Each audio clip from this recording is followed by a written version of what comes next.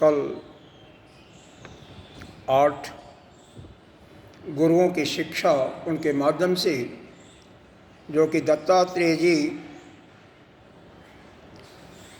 राजा जदू को दिया वो हमने सुना। कितना हमने ग्रहण किया, यह तो जो कथा का श्रवण किया, मनन किया होगा, हम तो किया होगा कर रहे हैं, किया या नहीं किया मैं कैसे कह सकता हूँ, आप स्वयं देखेंगे। या निध्यासन के माध्यम से अपने अंतःकरण में दृढ़ किया और अपने व्यवहार में लाया, उसी का कल्याण होता है। कौन कौन से गुरु की क्या क्या शिक्षा दी गई, 2 मिनट के अंदर एक बार स्मरण कराते हुए फिर आगे बढ़ते हैं। पहले तो 5 महाभूतों की शिक्षा दी गई। 5 महाभूतों में क्रम था पृथ्वी, जल, अग्नि, वायु और आकाश, उल्टा क्रम था। पृथ्वी से हमें धैर्य और सहनशीलता की शक्ति ग्रहण करने के लिए बताया। पृथ्वी के जो विकार हैं, वृक्ष, पहाड़ इत्यादि, उनसे जो कुछ हमारे पास है दूसरों के लिए हमेशा देते रहना, यह शिक्षा ली। जल से हमेशा निर्मल, स्वच्छ, मृदुभाषी, स्निग्ध रहना सीखा।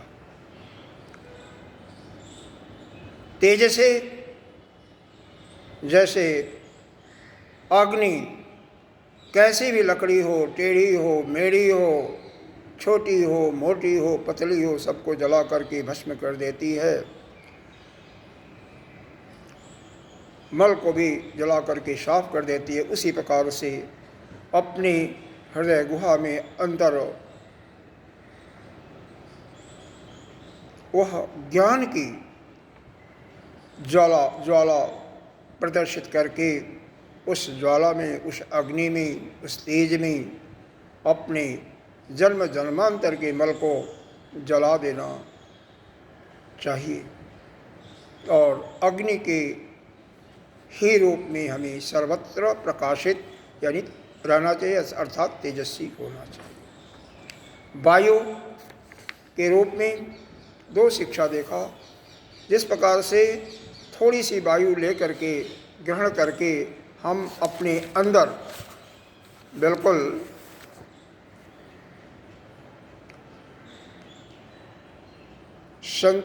संतुष्ट हो जाते हैं थोड़ी सी हवा लेकर के, उसी प्रकार से हमें बाहर से थोड़ा सा भोजन ग्रहण करके अपनी क्षुधा को शांत कर मस्त रहना चाहिए। बाहर से जिस प्रकार से वायु एक स्थान से नाना स्थानों में व्याप्त करती हुई और असंख्य घूमती रहती है, उसी प्रकार से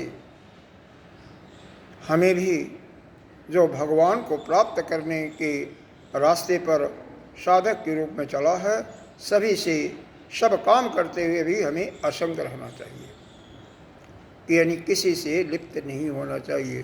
किसी से व्यवहार करते समय किसी से राग या द्वेष नहीं बनाना चाहिए। आकाश के ही सदृश हमारी आत्मा, हालांकि हमारी आत्मा तो आकाश की तुलना हम फीका पड़ेगा आकाश उसके आगे, लेकिन फिर भी समझाने के लिए, बताने के लिए दूसरा कोई उपमा नहीं दे सकते हैं। वह तो अकेला ही है, तो उसकी उपमा कैसे दी जा सकती है। लेकिन फिर भी जैसे आकाश है स्वच्छ निर्मल, उसी प्रकार से हमारी आत्मा ही सभी की आत्मा है, वही ब्रह्म है, ऐसा ही हमें समझना चाहिए। इसके बाद 3 और बताया गया था, सूर्य, चंद्र और कबूतर। जैसे सूर्य प्रकाशित रहता है। वो किसी का ख्याल नहीं करता कि कौन मेरा दुश्मन, कौन मेरा मित्र, सभी को प्रकाश समान रूप से देता है। साथ ही जिस प्रकार से सूर्य के प्रतिबिंब को अगर नाना प्रकार के घड़ों में इकट्ठा करें तो हर एक घड़ों में वही होगा, वही सूर्य ही होगा, उसी का प्रतिबिंब एक ही आ रहा है, लेकिन अंदर संस्कार जो है, अंदर उसके अंदर जो द्रव भरा हुआ है उसके अनुसार उसके गुण में परिवर्तन हो जाता है। उसी प्रकार से हमारा भी, हम सभी के अंदर जितने भी जीव हैं एक ही आत्मा का है, लेकिन हमारे जो जन्म जन्मांतर के संस्कार हैं उसके कारण से हमारे गुण अलग अलग दिखाई देते हैं। चंद्रमा से यह सीखा था कि चंद्रमा जैसे प्रतिदिन घटता और बढ़ता रहता है, लेकिन उसमें कोई परिवर्तन, वास्तविक परिवर्तन कोई नहीं होता है, उसी प्रकार से हमें भी संसार के झोंके आते रहते हैं, कभी दुख और सुख, लेकिन हमें हमेशा एक रूप में रहना चाहिए, किसी से प्रभावित नहीं होना चाहिए, क्योंकि यह शरीर तो अपना है ही नहीं। शरीर से जो भी रिश्ता बना रखा उसको त्याग करके हमें अपने में ही मस्त रहना चाहिए, अपनी स्वरूप में रहना चाहिए। कबूतर से हमने यह सीखा कि हमें अतिशय प्रेम किसी से भी नहीं करना चाहिए। अतिशय प्रेम किसी से नहीं करना चाहिए। अगर अतिशय प्रेम करोगे तो जैसे कबूतर का पूरा परिवार नष्ट हो जाता है, उसी प्रकार से आप भी नष्ट हो जाओगे। यह इतना चर्चा कल हुई थी। आज आगे की चर्चा 5 जो तन मात्राएं हैं उनकी चर्चा करेंगे, यानी इंद्रियों के जो 5 विषय हैं, पहले एक एक करके उन विषयों को लेंगे और फिर अजगर, हालांकि पहले अजगर की कथा पहले ही आ गई है तो चलो उसको ले लेते हैं, और पिंगला नाम की वेश्या भी है और कई हैं, उनको क्रमशः लेते चलते हैं।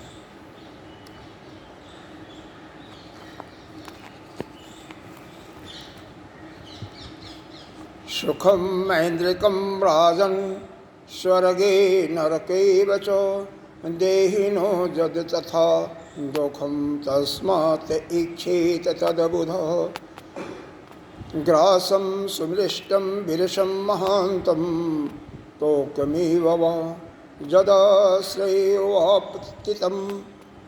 प्रसेदा अजगरो अक्रियः। क्या करें? जैसे अजगर अक्रिय रहता है, यानी अजगर अपने भोजन के तलाश में इधर उधर नहीं भ्रमण करता है, जो मिल जाता है उसी से संतुष्ट रहता है। उसी प्रकार से हमें भी विशेष करके यह महात्माओं के लिए कहा गया है कि जो भिक्षा, हालांकि आश्रम में तो यहाँ पर तो भिक्षा नहीं मांग रहे हैं, जो प्रवाजक हैं, प्रवाजक भिक्षा मांगते हैं, जो भी मिल गया 1-2 घरों में, हालांकि मैक्सिमम अधिकतम 5 घर अलाउड है, उससे ज़्यादा नहीं करना चाहिए, उसी से काम चलाना चाहिए। नहीं मिला कुछ तो एकादशी का व्रत समझ करके जल पी करके अपने को संतुष्टि करना चाहिए। तात्पर्य है कि कभी हमें रसना इंद्री के बस में नहीं आना चाहिए कि यह नहीं, यह भी खाना चाहिए, यह हमें चाहिए। जो कुछ मिल गया रूखा सूखा वही खा करके हमें संतुष्ट रहना चाहिए। फिर यह जहाँ पर अजगर की बात कही वहीं पर हमारे रसना इंद्री को भी लिया। अब चूँकि रसना इंद्री लिया तो रसना इंद्री के लिए इसका विषय क्या है? रस है, रस है, जल है। जो कुछ खाते हैं उसका रस ही हम अंदर ग्रहण करते हैं, वह पहले रस में परिवर्तित होता है। रस का खून रक्त बनता है, रक्त से ही मज्जा, मांस, हड्डी, वीर, त्वचा इत्यादि वहीं से बनता है। ठीक है, तो एक मछली होती है, सभी लोग जानते होंगे, बंगाल में मछली सभी का प्रिय भोजन है। जिसके घर के पास में, सामने या पीछे या साइड में अगर कोई छोटी तालाब नहीं है मछली पालने की, तो उसको सबसे गरीब माना जाता है। विशेष करके कलकत्ते की बात नहीं कर रहा हूँ, बंगाल की बात, पूर्वी बंगाल की, क्योंकि मछली ही उनका, मछली और चावल मुख्य भोजन है। हालांकि ऐसी बात नहीं है, सब्जियां प्लेंटी का मतलब बहुत प्रचुर मात्रा में होती हैं और अच्छी अच्छी सब्जियां होती हैं, लेकिन नहीं, वह स्वभाव है लोगों का। क्योंकि मैं गया हूँ वहाँ पर तो देखा परवर की सब्जी बहुत कम पैसे में सस्ता और कितनी स्वादिष्ट वहाँ मिलती है। क्योंकि परवर बिहार के उधर और बंगाल में बहुत ज़्यादा होता है। परवर जानते होंगे आप लोग? नहीं जानते, इधर नहीं होता। हाँ, मुझे नहीं पता। इतने बड़ा बड़ा होता है, इतना बड़ा बड़ा गोल कार के बनाते हैं। हर जगह नहीं होता है ना, यह होता नहीं है, इधर बिहार में और बंगाल में ज़्यादा होता है। आलू ही एक ऐसा है कि मेरे ख्याल से देश के समस्त भागों में शायद होता है, शायद, और विश्व के प्रत्येक शहर में आलू मिलेगा आपको। किसी भी शहर में चले जाइए आलू ज़रूर मिलेगा। टमाटर भी लगभग मिलता है, लेकिन आलू तो अवश्य मिलेगा। हाँ, ये होता है। खैर, मछली का यहाँ पर उदाहरण क्यों लिया गया कि मछली का शिकार करने वाला जाल बनाता है। जिन्होंने देखा होगा तालाब में, नदी में, समुद्र में, वो एक कांटा में अन्न का टुकड़ा, रोटी का टुकड़ा डाल देता है और उसको जैसे ही पानी में डालता है, उसको खाने के लिए जो मछली आती है, जब खाने जाती है कि लालच लगता है ना, खाने जाती है तो वह जो उसका जो तार होता है, नुकीला सा होता है, जैसे आपका क्लिप होता है ना, यहाँ लगाती हैं औरतें, ज़्यादा लगाती हैं, वह धंस करके वह उसमें फंस जाता है। जब फंस जाता है तो उसका प्राण तो गया, वहाँ नहीं गया। जो भी शिकारी है ले आएगा और उसको भून मान करके जैसे भी खाना होगा खाता है। अब प्रश्न ये उठता कि हमारी 5 इंद्रियां हैं। इसमें उदाहरण दिया गया पतंगे का, भौरे का, हाथी का, क्रमशः एक एक करके हम चलेंगे। लेकिन वो तो एक ही इंद्रिय के वशीभूत होकर के अपना जान खो दिया, प्राण उनका चला जाता है। अब अपने विषय में हम सोचें कि हमारी तो 5 इंद्रियां हैं। किसी इंद्रिय, एक और इंद्रिय है जो कि कर्मेंद्रिय के रूप में आती है, लेकिन वह ज़्यादा लोगों को पीड़ित करती है, जिसको जनेंद्रिय कहते हैं। ज़्यादा तो शिकार उसी की होती है। तो अगर हमारी इंद्रियां कंट्रोल में नहीं रहेंगी, यानी अपने वश में नहीं रहेंगी, तो हम कैसे रह सकते हैं? सुखी तो नहीं रह सकते। इस सारी कथानक का उद्देश्य यही है कि हमें इंद्रियों को अपने बस में रखना है। कैसे भी रखो, रखना पड़ेगा, चाहे श्रम से यानी मन से या दम से। उपनिषद या वेद की शिक्षा ग्रहण करने वालों के लिए यह मैंडेटरी है, यानी नितांत आवश्यक है। ज्ञान वैराग्य के साथ श्रम, दम, उपरति, तितिक्षा, श्रद्धा समाधान का दृढ़तापूर्वक पालन करे और मोक्ष की भावना भी रखे। बिना शम दम के वह आगे नहीं बढ़ सकता है। और सन्यासी के लिए तो किसी भी प्रकार से छूट नहीं है। इंद्रियां ही हमें गर्त में गिराती हैं, पतन में गिराने वाली हमारी इंद्रियां ही हैं। डॉक्टर कहेगा कि अब मीठा खाना बंद कर दो, नहीं तो शुगर जो का लेवल है ना, बिल्कुल चेतावनी दे रहा है, अलर्ट हो जाओ। लेकिन फिर भी आप देखेंगे जिनको शुगर वह ज़्यादा ही मीठा खाते हैं कंपेरेटिवली अदर्स, दूसरों के अपेक्षा। क्यों खाते हैं? क्योंकि वह अपनी रसना इंद्री पर उनका कंट्रोल नहीं है। तो हमें रसना इंद्री को अपने बस में रखना ही चाहिए। और रसना इंद्री ही नहीं बल्कि जितनी इंद्रियां हैं, 10 इंद्रियों को, 5 ज्ञानेंद्रिय, 5 कर्मेंद्रियों को अपने बस में रखना चाहिए। हम चाहें तो हमारा पैर चले, हम चाहें तो हमारी वाणी बोले, हम चाहें तो किसी चीज़ को ग्रहण करें, ना चाहें तो ना करें। मन को बिल्कुल अपने अंदर जो कर लेता, अपने वश में कर लेता है, वही फिर जो परम ज्ञान है, परम सत्य है ब्रह्म, उसको वह अपने ध्यान के माध्यम से, ज्ञान प्राप्त करने के बाद ध्यान के माध्यम से, ध्यान की गहराई में जा कर के उसका अनुभव कर पाता है, अन्य को नहीं होगा। हम यह चाहें कि हम संसार के सारे भोग भी करते रहें और श्रृंखल बन करके कोई रोक टोक इंद्रियों पर हमारा न हो, उस पर हमारा वश न हो, और साथ में हम उस परम ज्ञान को प्राप्त कर भी लें, तो यह असंभव है, यह हो ही नहीं सकता। उस ज्ञान को प्राप्त करने के लिए पहले अपने जो भी काम, क्रोध, लोभ, मद, मोह, ईर्ष्या, मत्सर, उन पर विजय प्राप्त करना पड़ेगा, और उनके पहले इंद्रियों पर, क्योंकि इंद्रियों पर विजय प्राप्त होगा तो ही यह सब होती हैं। क्यों का अगर उदाहरण लेंगे, देखेंगे कि जो आपकी कोई इच्छा होती है, जब उसको प्राप्त करने के लिए बहुत तीव्र इच्छा होती है, तो उसके लिए आप प्राप्त करने के लिए काम करना शुरू करते हैं। वो विचारधारा कब आते हैं? जब उस पर ध्यान करते हैं।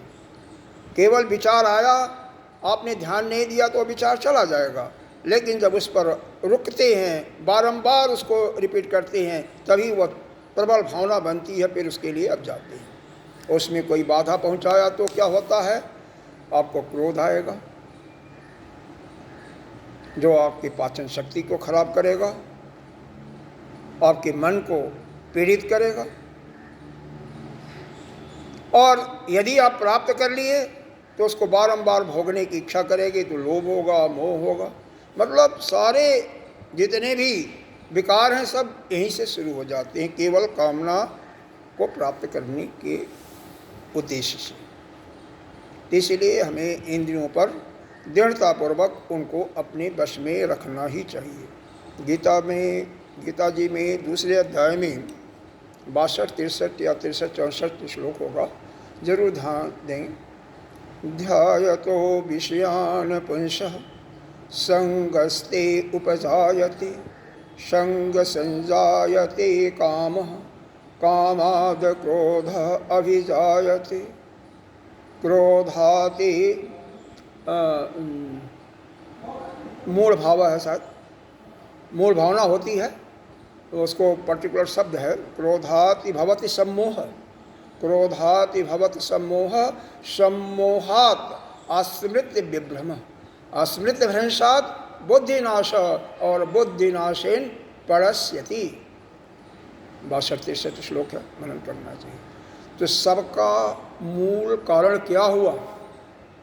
कोई व्यक्ति हमारे पिछले संस्कार को या इस जन्म के संस्कार के फल स्वरूप अगर जगी आई वृत्ति, तो उस पर बिल्कुल ध्यान नहीं देना। अगर ध्यान दोगे तो फंसोगे।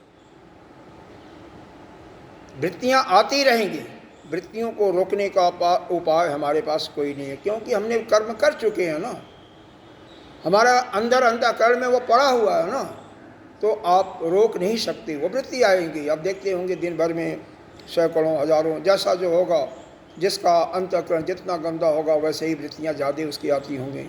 जिसका बिल्कुल साफ होगा, हो सकता है उसके अंदर केवल इक्का दुक्का ही कोई वृत्ति आए। वृत्तियों में भी दो प्रकार की होती है, एक शुभ वृत्ति और एक अशुभ वृत्ति। शुभ वृत्ति आती है तो अच्छा है। क्यों? शुभ वृत्ति आएगी तो वह सत्संग में आपको ले जाएगी, आपको भगवान के भजन में ले जाएगी, और या ध्यान साधना इत्यादि में आपको ले जाएगी, या संतों से मिलवाएगी, या भक्तों के साथ रहने के लिए प्रेरित करेगी। तो आपका कल्याण होगा, कल्याण का मार्ग आपका प्रशस्त होगा। लेकिन अशुभ वृत्ति तो आपको बर्बाद करके छोड़ेगी। इसीलिए मेरे प्यारे साधकों, संतों, हमें कोई भी वृत्ति हमारी अगर आती है मन में, उस पर ध्यान नहीं देना। एक एक वृत्ति को उस परम पिता परमेश्वर से जोड़ दो। जिस प्रकार से काली नाग के सहस्त्र फलों पर भगवान ने एक एक पैर रख करके उसके हर एक सिर को, यानी वहाँ पर हमारी वृत्ति से है, हमारे लिए उपदेश दिया गया कि अपनी एक एक वृत्ति को उस भगवान से उसको जोड़ो।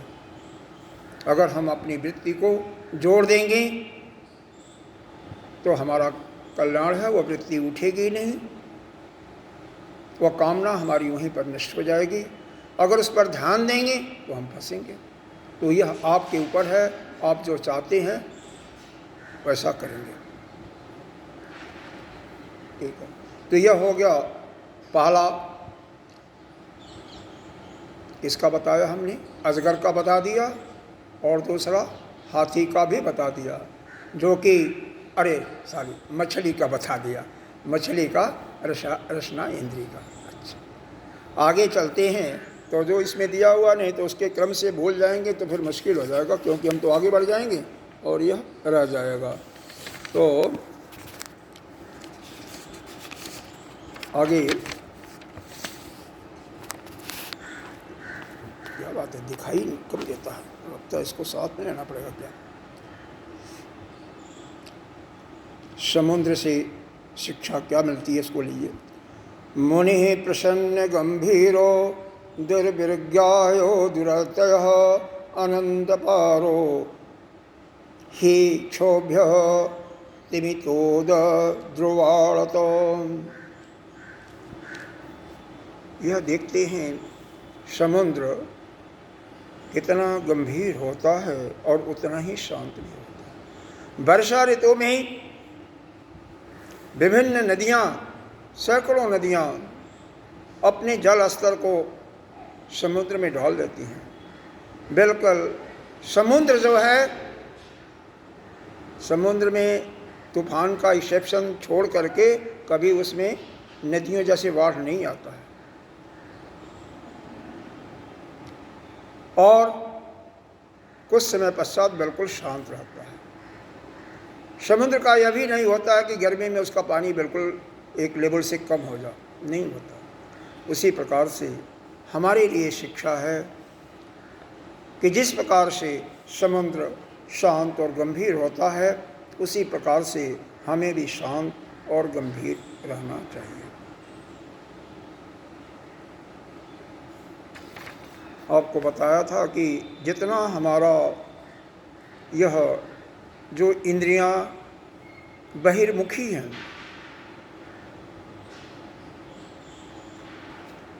हमारे मांडव्य उपनिषद में क्या दिया है, जागृत अवस्था को इंद्रियों के बारे में जागृत अवस्था बहिष्प्रज्ञ, स्वप्न अवस्था में अंतः प्रज्ञ दिया हुआ है।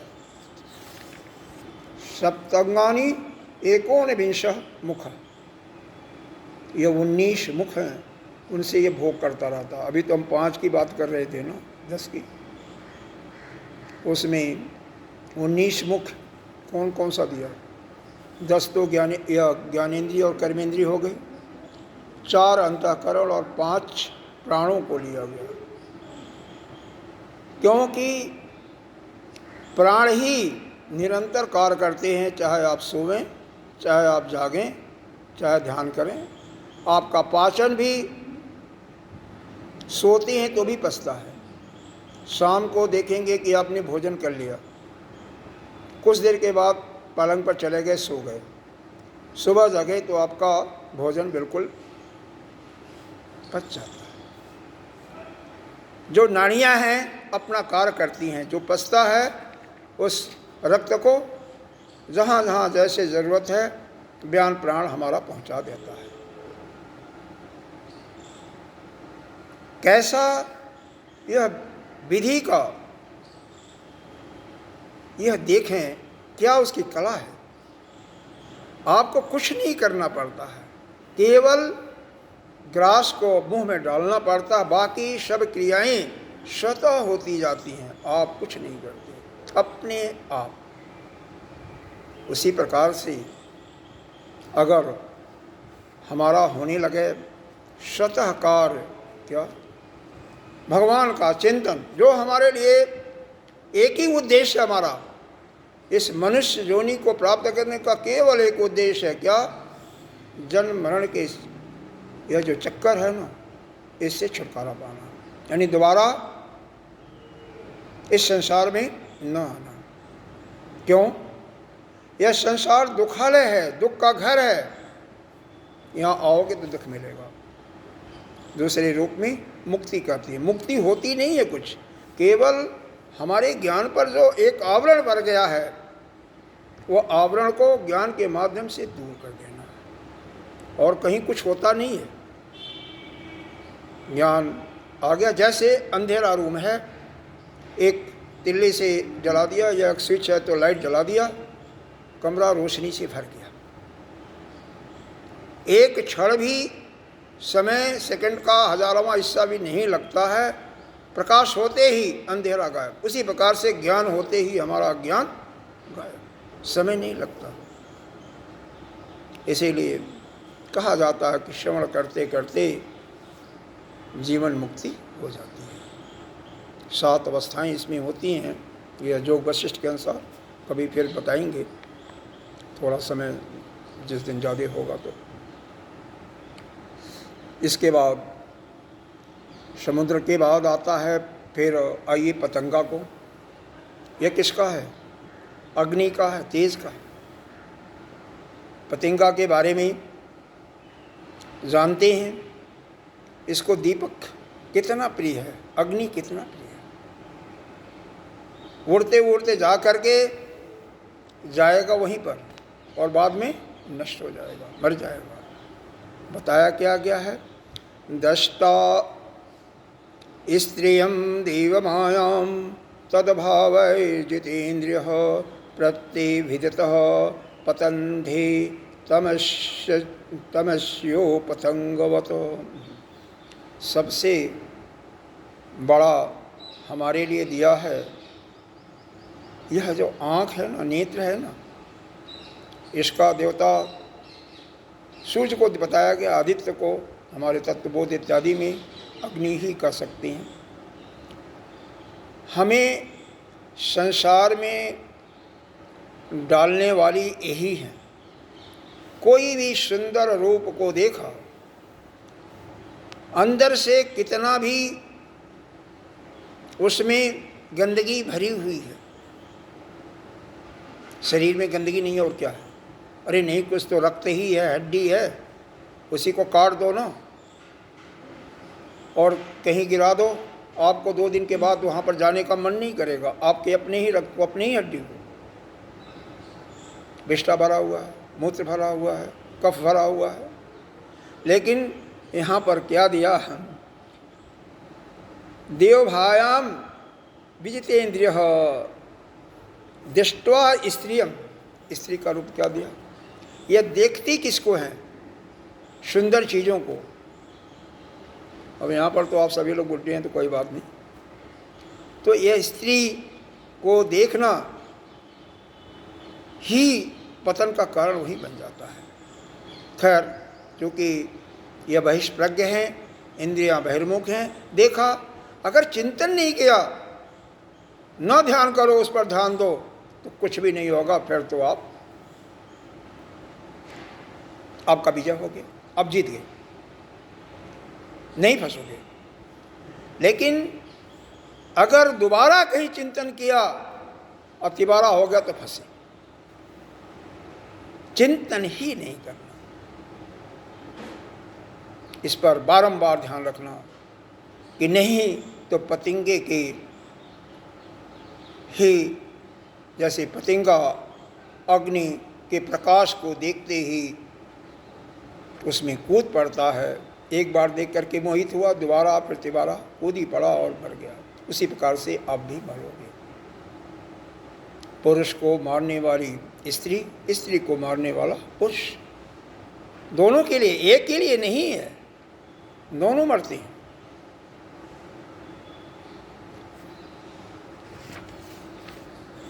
इसके बाद भौरा आया। श्लोक तो पढ़ते रहें, कम से कम एक एक श्लोक। अस्तोकम अस्तोकम प्रसेद ग्रासम देहो वर्तेत यावत गृहान हिंसन तिष्ठेत वृत्तिम मधुकरीम मुनि। भौरा क्या करता है जानते तो होंगे। भौरा, इसको कमल का फूल बहुत ही प्रिय है। हालांकि भौरा इधर उधर से रस भी निकालता है ना, जा करके वहाँ पर यह रस का गंध का प्रिय है, गंध का, रचना इंद्री गंध का शौकीनता। गंध के कारण अब उस कमल के फूल में क्या कौन सा गंध होता है किसी ने देखा होगा तो मालूम होगा, जो पानी में होता है ना, पद्म जिसको कहते हैं। और उसमें जा कर के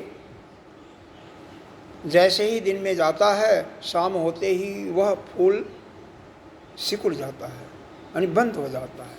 तो भौरा उसके अंदर बंद हो गया। अब भौरा बंद हो गया तो क्या होगा? खुदा न खास्ता सुबह कोई हाथी आ गई और उसको अपनी सूंड में ले लिया तो समाप्त हो गया। उसी प्रकार से हमें आगाह किया गया है कि भौरे जैसे, यहाँ पर दो शिक्षा दी गई है। वैसे एक शिक्षा तो यह है, जिस प्रकार से अपने इंद्रिय के वश में, घ्राण इंद्रिय के वश में भौरा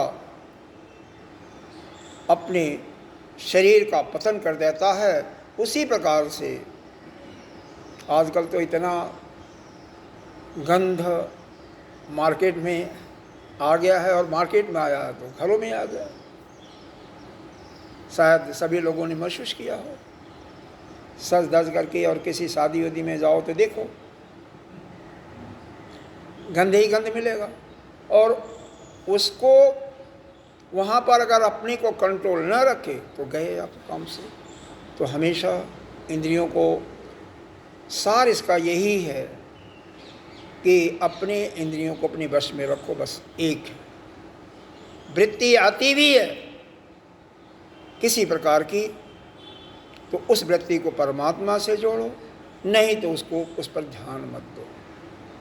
देखो, योगियों के हिसाब से तो ध्यान मत दो, और भक्तों के हिसाब से उस वृत्ति को भगवान से जोड़ो। और ज्ञानी के रूप में लोगे तो वो तो कुछ ही नहीं, मिथ्या है। ज्ञानी की दृष्टि से, वेदांत के दृष्टि से संसार की सब कुछ मिथ्या है, कुछ है ही नहीं। तो किसको देखना, किसका गंध, किसका सुगंध, किसका रूप, सब झूठा है, मिथ्या।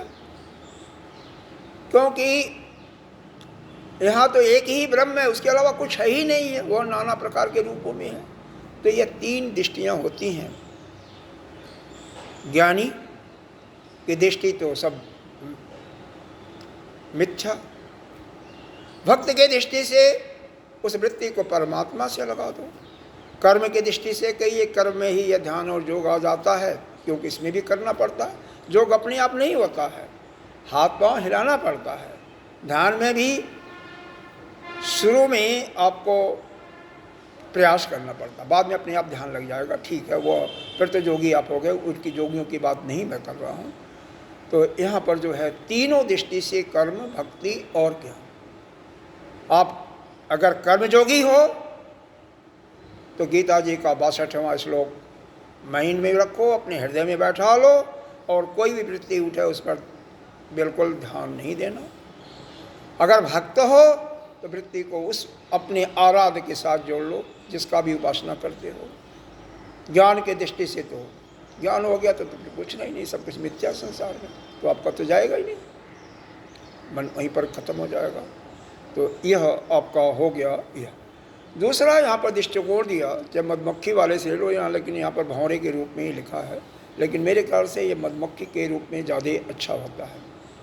मधुमक्खी का काम क्या है, नाना प्रकार के फूलों से यह रस को चूसती है और करके क्या बनाती है, शहद बनाती है ना।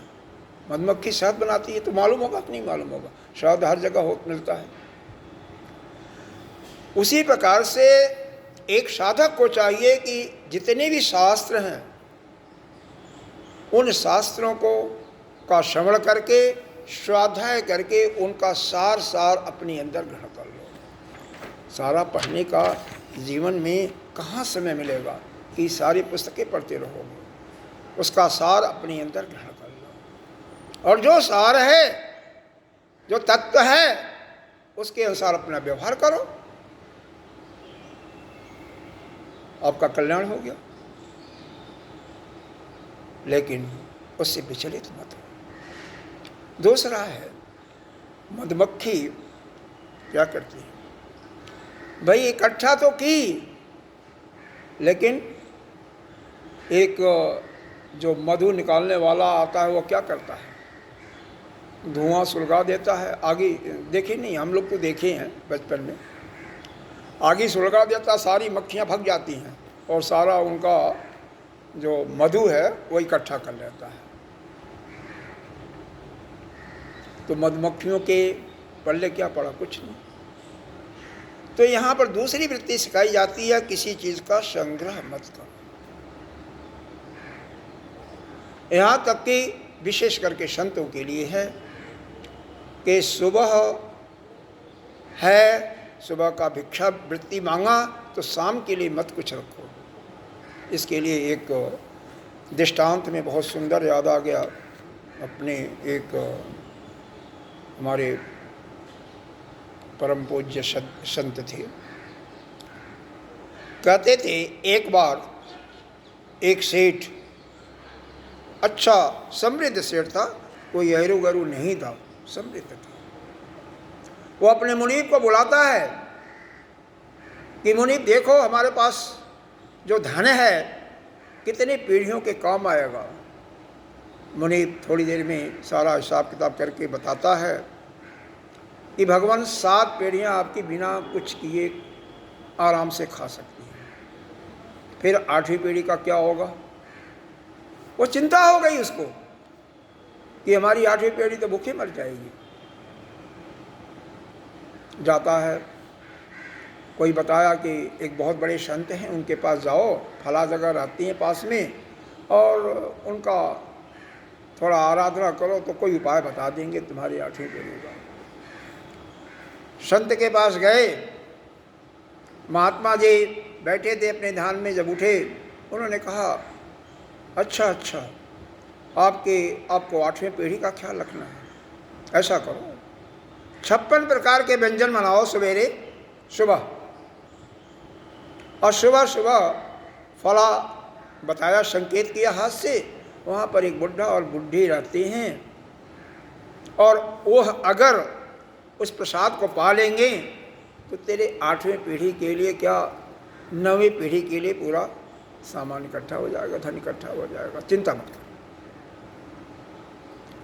सुबह आता है, उसको रात भर नींद नहीं आती है, मियाँ और दोनों, नौकर से नहीं खुद ही दोनों बनाते हैं, भोजन बनता है, 56 प्रकार के व्यंजन बना करके ले जाता है।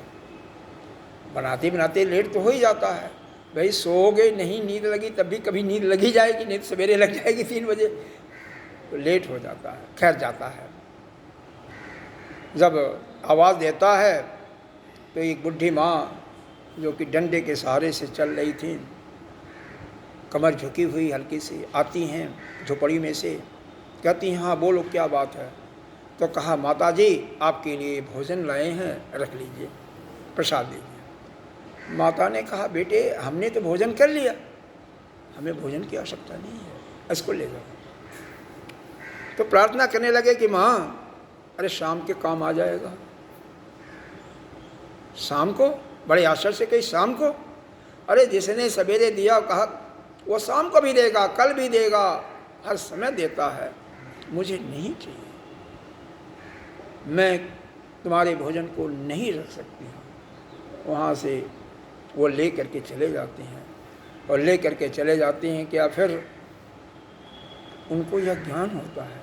देखो एक किसी कार्य में असमर्थ किसी भी तरीके से भोजन करती हैं, वह सुबह शाम के भोजन को रखने का, संग्रह करने का भी उनकी प्रवृत्ति नहीं है। तो तुम तो 7वीं पीढ़ी की बात कर रहे हो, 8वीं पीढ़ी की है। संग्रह की प्रवृत्ति हमें छोड़नी चाहिए। जो संग्रहित करेगा किसी चीज़ का, योग में इसी को कहते हैं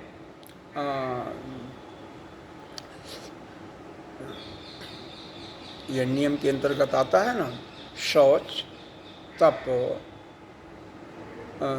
शौच तप संतोष अपरिग्रह।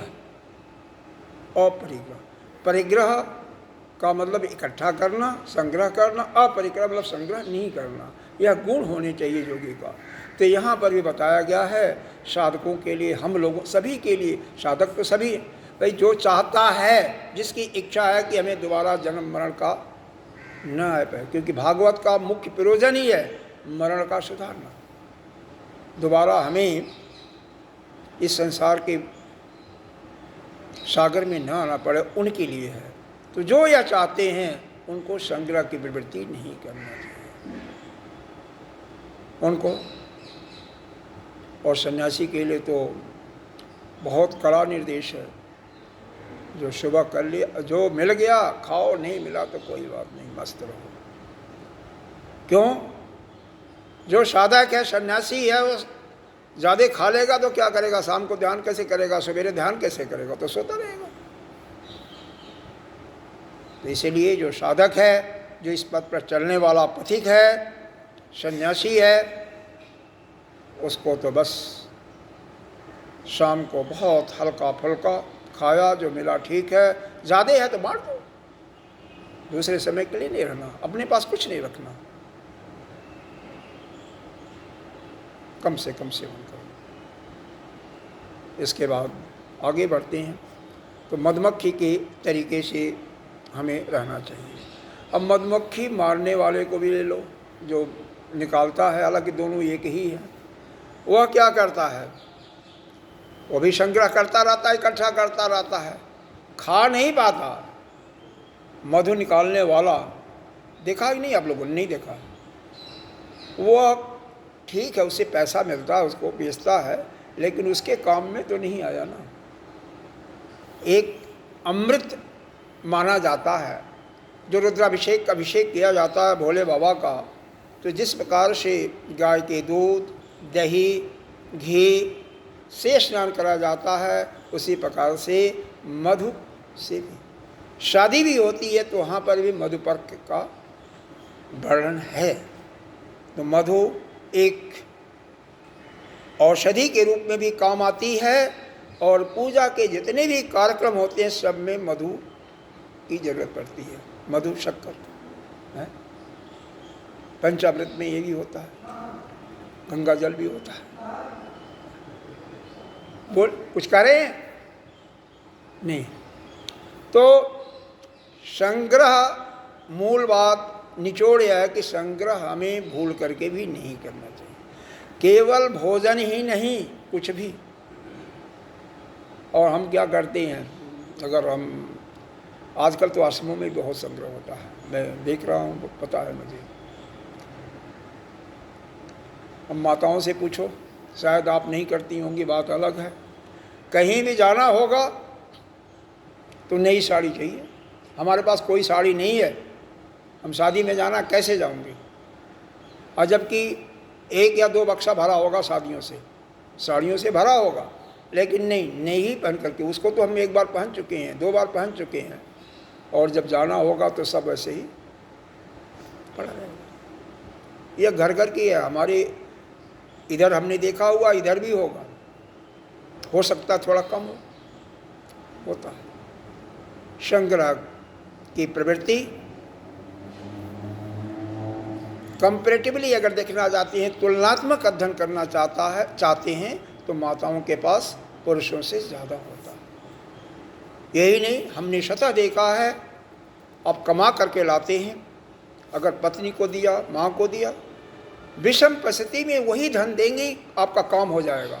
इस प्रकार से संग्रह करके रखती हैं, आप नहीं उतना कर पाते, तो संग्रह की प्रवृत्ति होती है। लेकिन इसको आध्यात्मिक दृष्टिकोण से अच्छा नहीं माना, सांसारिक दृष्टिकोण से तो बहुत अच्छा है। और सांसारिक दृष्टिकोण से तो मेरे साथ एक घटना घटी थी, मैं बता ही देता हूँ। घटना क्या घटी? पैसा कभी मिला होगा, डाल दिया किसी पुस्तक में, पुस्तक का पढ़ना तो पुस्तक में ही तो रहेगा पैसा, भूल गया। किसी समय में ज़रूरत पड़ा, उस प्रभु के कृपा से उसी पुस्तक को निकाला पढ़ने के लिए, उसमें पैसा मिल गया, जितना ज़रूरत थी पूरा था। तो पूरा करने वाला वही है, देने वाला वही है। आप कुछ नहीं करने वाले हो अपने को, या वृथा अहंकार मत लाओ कि हम नहीं करेंगे तो नहीं होगा। अरे आप कौन हो करने वाले? करने वाला तो हुआ है, तो आप क्यों चक्कर में पड़ते हो? और नहीं तो चोर आएगा, चुरा करके ले जाएगा, आग लगेगी तो जल जाएगा, और नहीं तो किसी समय आप चले जाओगे, सब कहीं पड़ा रहेगा।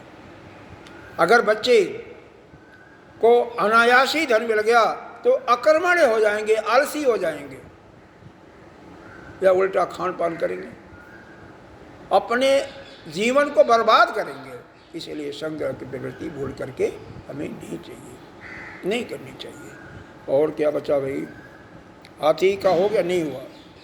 हाथी पदादि जुवते भिक्षुनः अस्पर्शेद दारवीमपि अस्पृशन करीब बद्धेत करेण असंगतः। यहाँ पर तो बहुत ही फिर फटकारा वही कि हाथी को कैसे पकड़े जाते हैं, पहले उसके विषय में थोड़ा सा बता देता हूँ। इधर बंगाल वगैरह में या बिहार के उत्तरी बंगाल में, पूर्वी बंगाल में ये सब पकड़े जाते हैं। बहुत बड़ा गड्ढा खोद दिया जाता है जिसमें हाथी आ सकें, हाथी के जो बच्चे होते हैं, और वहाँ पर खाने पीने का और कृत्रिम रूप से बनाए हुए हथनी को, एक सही नहीं, कृत्रिम बना करके, ऐसा है हाथी का स्वरूप। अब वो हाथी आता है,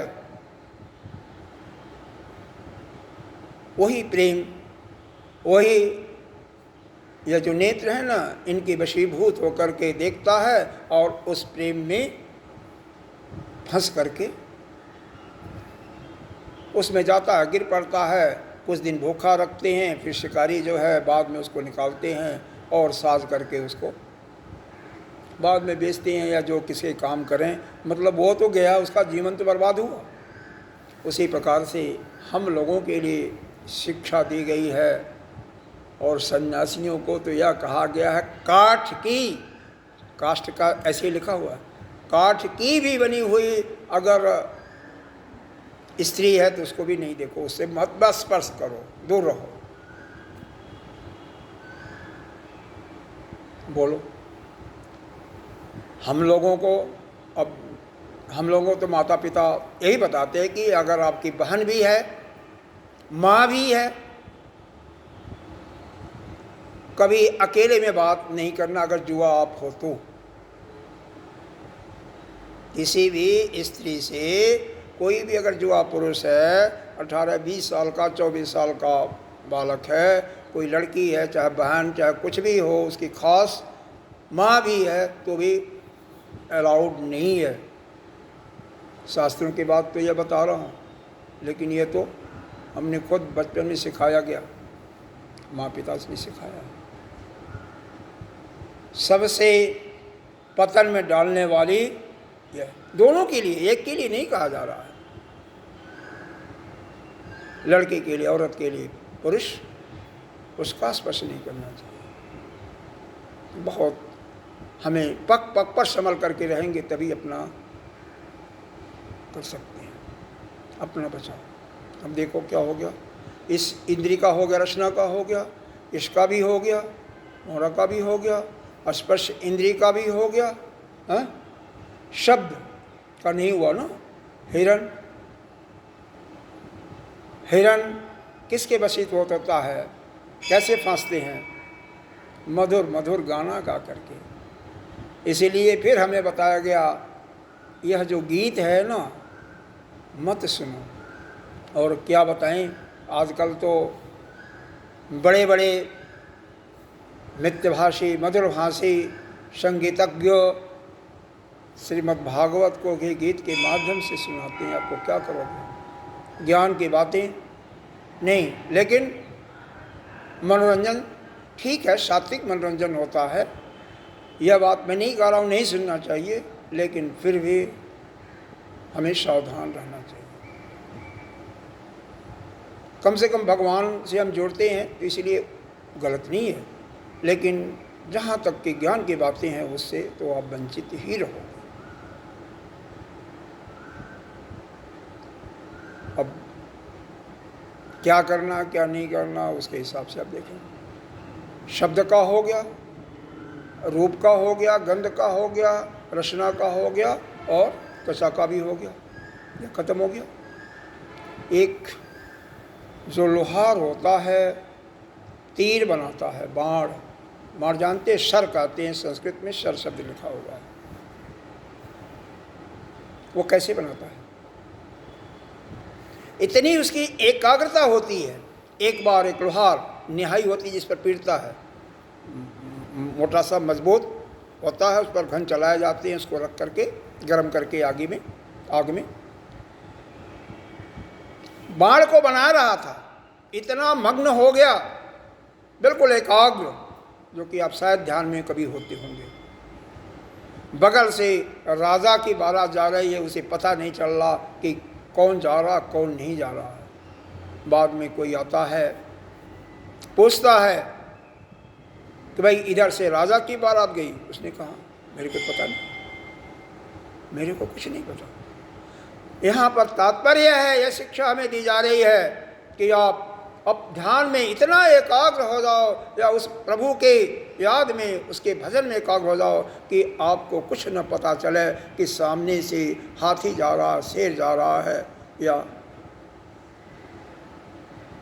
डाकू जा रहा है। इतनी एकाग्रता, इतनी तल्लीनता जब हमारे अंदर आ जाएगी, तभी जा कर के हम जो हमारा रास्ता है, हमारा जो पथ है, इस जन्म मरण से छूटने का, वह प्रशस्त होगा, वह दृढ़ होगा। तात्पर्य है कि जो काम करो उसमें इंद्री, मन, बुद्धि सब लगा रहे, केवल शरीर नहीं। उसके आगे आपको कुछ नहीं दिखाई दे। दृष्टांत देखना चाहो तो द्रोणाचार्य ने जिस समय अर्जुन से प्रश्न करता है कि अर्जुन, बाकी को तो कहा, तो किसी ने कहा कि हमें आप भी दिखाई दे रहे हो, यह भी दिखाई दे रहा, जितने भी कौरव और पांडव भाई थे जो उनके शिष्यगण थे। अर्जुन से कहा तो अर्जुन ने कहा मेरे को उस पक्षी की केवल आँख ही दिखाई दे रही है, आँख के सिवा कुछ नहीं दिखा रही है। मतलब इतनी तल्लीनता हमारी हो कि जो हमारा लक्ष्य हो उससे अधिक कुछ नहीं दिखाई दे, बस लक्ष्य हमारे सामने हो। अगर आपका लक्ष्य सामने रहेगा कि हमें इसी जीवन में मुक्ति पानी है, तो निश्चित कोई नहीं रोकने वाला है, कोई नहीं रोक सकता। लेकिन आपका लक्ष्य तो निश्चित हो, दृढ़ तो हो, और जब दृढ़ नहीं होगा तो फिर कुछ नहीं होगा। अपने को ही मजबूत बनाना है, आपको शास्त्र भी उपलब्ध है, ज्ञान भी, आचार भी उपलब्ध है। ईश्वर ने भी ठीक ठाक शरीर दे दिया, आंखें भी ठीक हैं, कान भी ठीक हैं, लेकिन आपकी अपने पर स्वयं नहीं कृपा होगी तो कुछ नहीं पा सकते हो। स्वयं कृपा करो। संसार की बाकी तभी है, ये बोले पूजा अर्चना यात्रा ध्यान भी तभी तक है जब तक कि आपका अंतःकरण शुद्ध नहीं होता। होने के बाद आपको ज्ञान के सिवा कुछ नहीं चाहिए। आप तो स्वयं ब्रह्म हो, उसी का चिंतन करना है। शरीर नहीं हो, यह भ्रम को मिटाओ, नहीं तो अंधेरे में पड़े रहोगे, कुछ नहीं होगा। पूजा करते हो, अर्चना करते हो, तो उस समय सतर्क रहो। 4-5 चीज़ें वहाँ पर आती हैं। समय है कि नहीं है? समय तो समाप्त हो रहा है। 60 फार में बता दे रहा हूँ। अभिगमन किस प्रकार से पूजा करने के लिए आपको जाया जाता है। स्नान करके नंगे नहीं नंगे का मतलब भीगे हुए वस्त्र में नहीं जाना चाहिए। जिस प्रकार से आप अपने दोस्त से मिलने के लिए जा रहे हो, आपके पास अतिथि आ रहा हो, वैसे ही जाना चाहिए। अभिगमन। दूसरा होता है उपादान, पूजन की सामग्री, जो उस देवता को, जो हमारा आराध्य है, जो उनको प्रिय है, वही होना चाहिए। जैसे गणेश जी हैं लड्डू, शिव जी आपके आराध्य हैं तो उनके लिए क्या, धतूरा, बेल का पत्ता इत्यादि, भस्म, जो उनको प्रिय है। यह नहीं कि वहाँ पर 5-6 देवता हैं तो सबके लिए रख लो, ना ना ना ना, केवल एक आराध्य। 10 होंगे तो कोई नहीं काम करेगा, कभी वह चाहेगा कि वह कर देगा, वह कर देगा। एक आराध्य, बाकी को नमन करो, लेकिन पूजन की सामग्री में केवल एक की पूजा। उसके बाद क्या है, यज्ञ। किस प्रकार से पूजा की जाती है वह शास्त्र के अनुसार, हमारे वेद के अनुसार आना चाहिए, वही पूजा करनी चाहिए।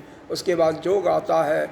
योग में अष्टांग योग की बात नहीं है, योग के पहले स्वाध्याय आता है। स्वाध्याय में उनकी विनती करना, प्रार्थना करना, ठीक है, करते भी होंगे। योग में अपने को उनको जोड़ देना कि तत्व के दृष्टि से वह और हम एक है, ऐसा भाव लाना। वह भी ब्रह्म, हम भी ब्रह्म, एक है। हमारी आत्मा उनकी आत्मा एक है। नहीं तो उनको देवता के रूप में करोगे तो देवता के ही लोग पाओगे, मुक्ति नहीं मिल सकती है। कब होगा, जब आप ज्ञान प्राप्त करोगे। चलिए इन्हीं के साथ, क्योंकि समय का ठीक 6 बजे, बल्कि 2 मिनट पहले ही हम शुरू कर देते हैं बाकी चीज़ें, जिससे पहले फिनिश हो जाए। क्योंकि 1 सेकंड का समय फिर दोबारा नहीं आ सकता। करोड़ों रुपए खर्च करो तब भी नहीं आएगा। जिस समय मृत्यु होने होगी उसी समय हो जाएगी। इसलिए समय का पाबंद जो है वही जीवन में कुछ कर सकता है। जो समय का कंट्रोल नहीं करेगा उसको कुछ नहीं मिलना। सभी को आशीर्वाद कि आप अपनी इस पथ पर, इस पथ को ही मजबूत करो। जो शिक्षा ग्रहण कर रहे हो उसको अपने हृदय में दृढ़तापूर्वक बैठाओ। ओम पूर्णमिदः पूर्णमिदं पूर्णात्